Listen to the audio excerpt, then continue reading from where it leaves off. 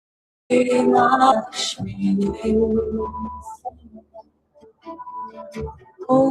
Shri Mahalakshmi.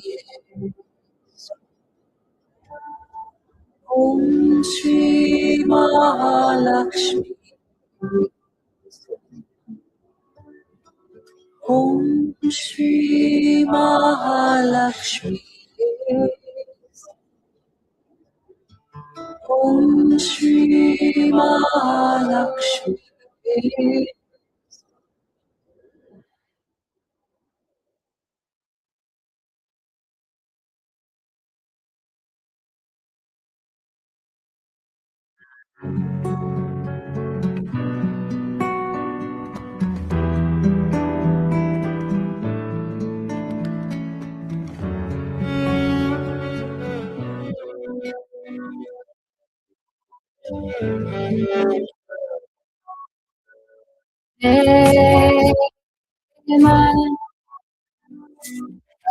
Vid jog kama re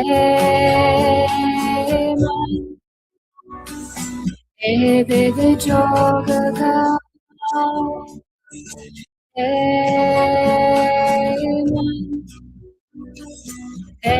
vid jog kama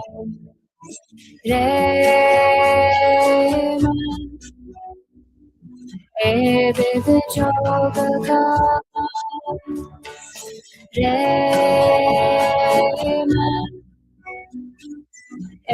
vid jog kama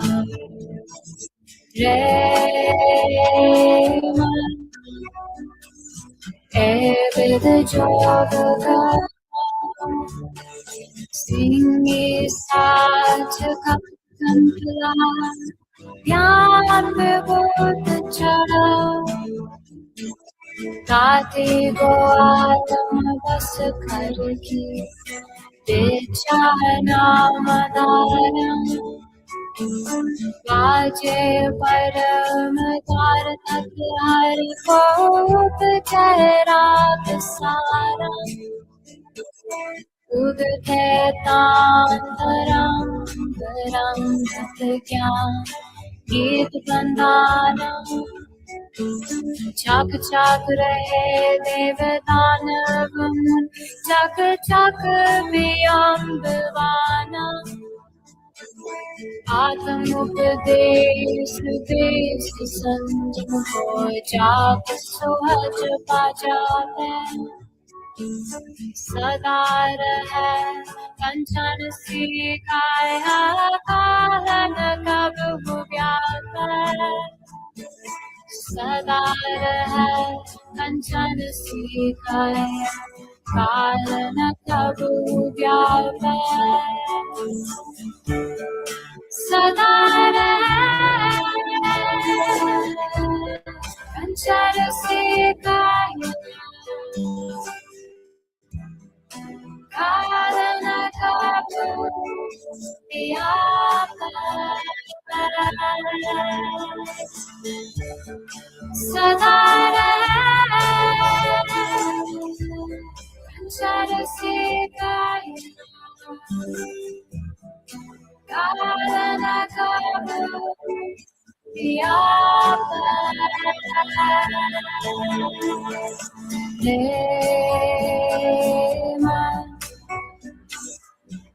Vid jog kama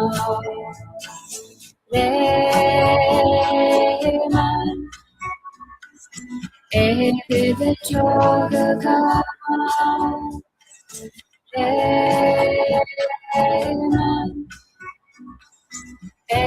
vid jog kama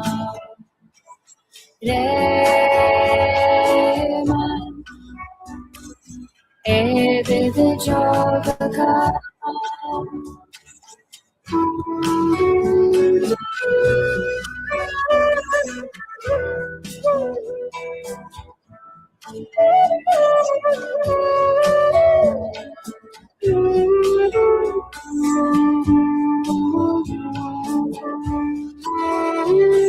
Singi sach kaptantla Dhyan खुद चढ़ा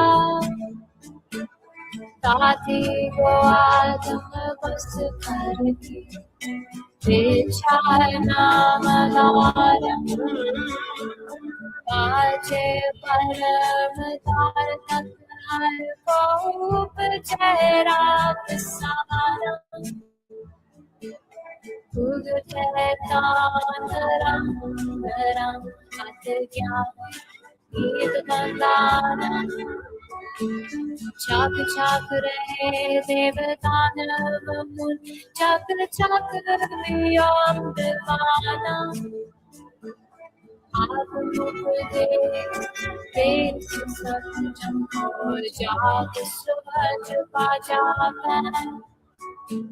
सदा रहे कंचन सिखाया कारण कब व्यापन सदा रहे कंचन सिखाया कारण कब व्यापन सदा रहे कंचन सिखाया कारण कब सदा कंचन कारण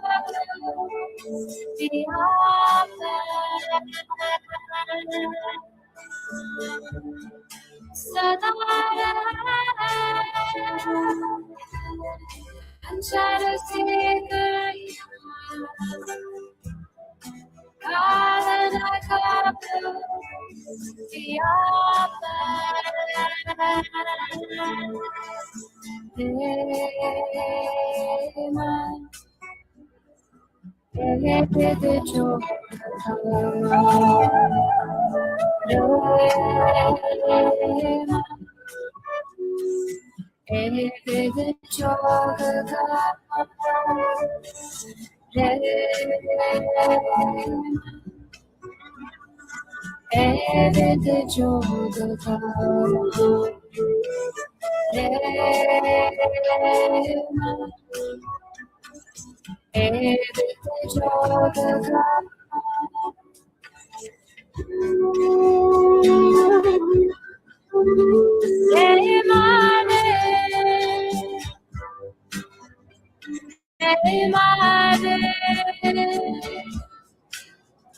Satena, Satena, Jai Mare, Jai Mare, Jai Mare, Jai Mare, Jai Mare.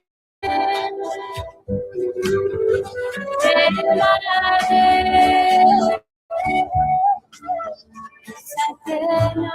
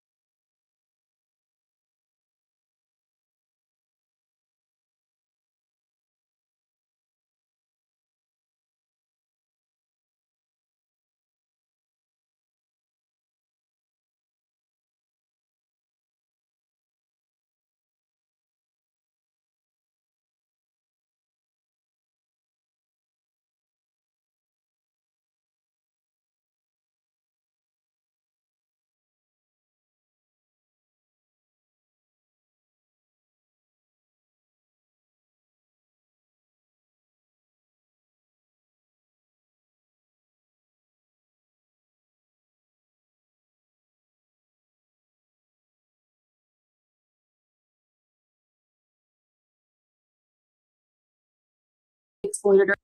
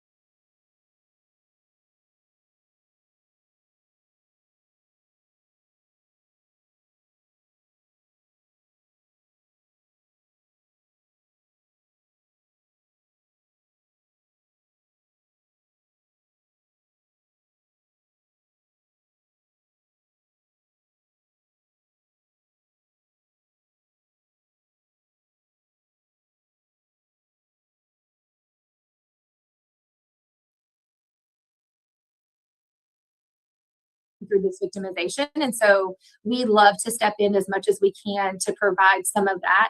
But our greatest footprint is within this Mecklenburg County where the city of Charlotte is located, as well as Cabarrus County and Iredell, those counties.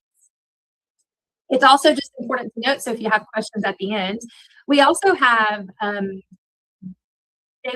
quite a bit of development with other agencies across the United States, as well as we have an office in Kenya, and we have helped develop projects in South Africa and Thailand. So I've had the joy and privilege over the last 17 years to really see trafficking both here domestic wise as well as international in cities, in rural, and quite a bit in this specific work that we're doing. So I know that you guys have talked a lot about trafficking, but I want to just hit on one thing that is really important when we look through the lens of present age. We know that sex trafficking occurs when someone causes a minor to commit a commercial sex act or causes an adult to engage in a commercial sex act through force, fraud, or coercion. And the thing that's really important to distinguish is that our federal law, we define as a commercial sex act as anything that includes prostitution, pornography, any type of sexual act done for something of value. And what's important to know is that our federal law says that a minor cannot consent to a commercial sex act.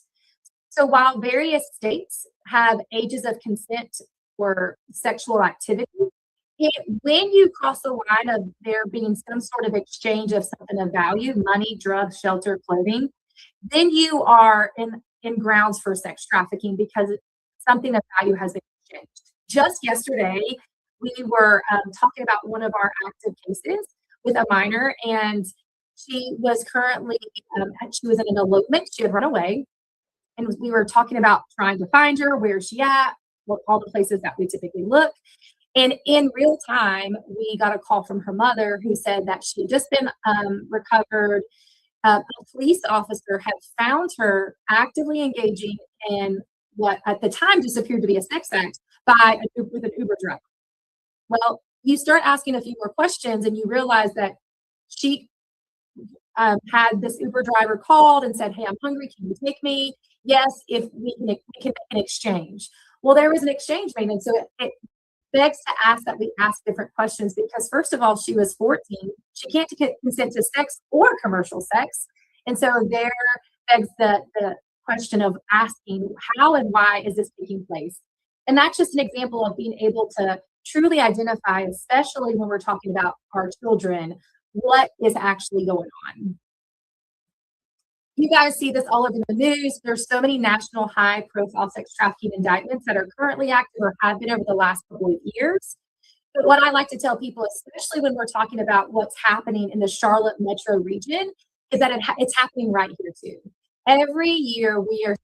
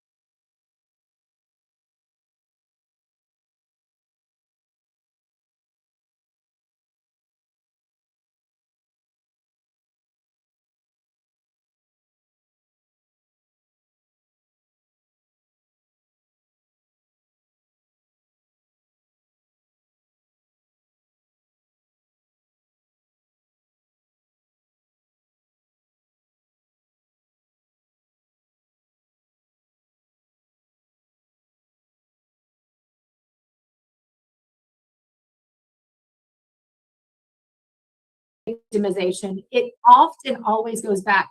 We have to have conversations about what happened to them when they were 5, 6, 7 years old.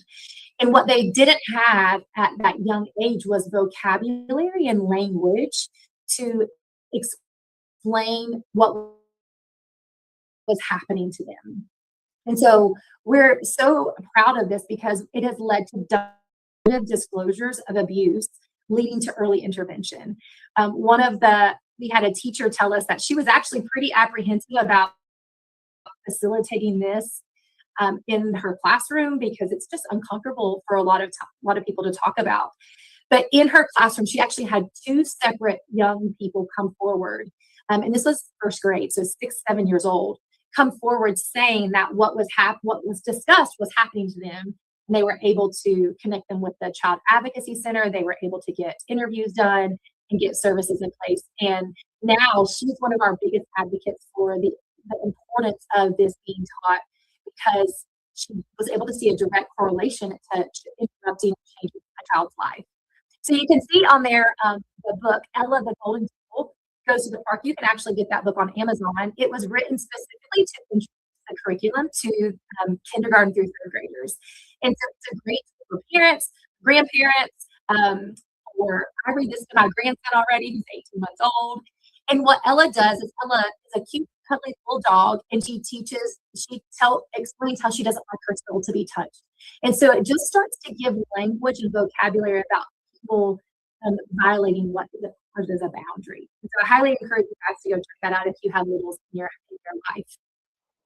And then our middle school curriculum is based off of Bill 279 that requires the education of human trafficking in middle school, 7th and 8th grade to be specific. And so what we found is that, again, this is supposed to be done through health classes. And so you usually have coaches or people that don't feel comfortable teaching about it. And so we actually had a school system approach us saying, can you create something for us?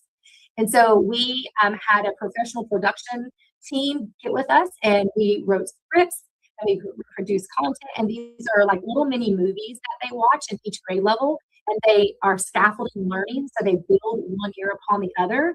And we've just seen disclosures. We're seeing children recognize, even if it's not for themselves, like, wait, this is what's going on with my friends, and I didn't have the vocabulary to explain it. Because what we see with our young people, especially in middle school a lot, is so much of that grooming and recruitment happens online. And so this curriculum really focuses on internet safety also, and understanding what to do or how to identify if potentially you are being groomed. So what I want to talk about next is just what vulnerability looks like. Vulnerability is the quality or state of being exposed to the possibility of being attacked or harmed. Let me just read that one more time. Vulnerability is the quality or state of being exposed to the possibility of being attacked or harmed, either physically or emotionally. And when we talk about our young girls who have been victims of sex trafficking, this is what is so vital that we begin to truly understand and know how to recognize. At present age, we really pay attention to what's called adverse childhood experience. If you've never heard of this before, ACEs, what we call them, are associated social detriments of health. So it's things that happen that create toxic stress, extended or prolonged stress. Those things can negatively affect the child's brain development, in addition to their immune system, their stress response systems. And so for us as adults, we have to understand that these factors aren't just something that they get over. You know, I had a child one time tell me, somebody told her how strong she was and she was so resilient, and she just started to weep. And I actually hate when people tell me that. She said, I never got a choice, it was survival. And so sometimes what we associate, yes, with strength and resilience, actually is just a picture of someone's most horrific things that have happened in their life, and they had no control or choice over it. So I want to introduce you to Mary. Mary is a young child, recently connected to present age, and she came to us with a tremendous amount of ACEs. And so I want to give you an